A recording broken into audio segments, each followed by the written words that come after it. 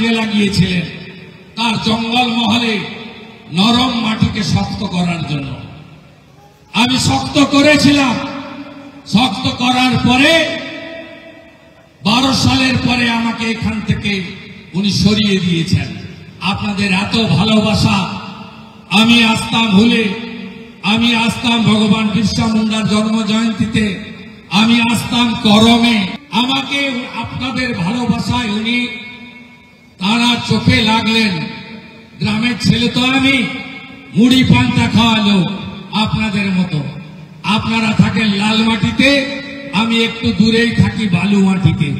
ভাগ আমরা বিভক্ত প্রশাসনিক ভাবে, পূর্ব পশ্চিম ঝাড়গ্রাম।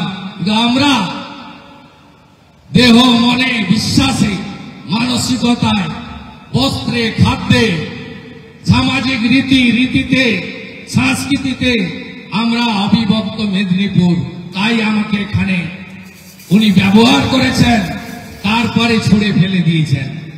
আমি যদি কোনোদিন সুযোগ পাই, জঙ্গলমহলের অরণ্য, জঙ্গলমহলের পাহাড়, জঙ্গলমহলের জমি, জঙ্গলমহলের আদিবাসী মানুষ, আদিবাসী শিক্ষিত যুবক যুবতী, আদিবাসীরা এত ভালো খেলাধুলা করে, তাদেরকে আমরা আন্তর্জাতিক স্তরে নিয়ে যেতে পারি।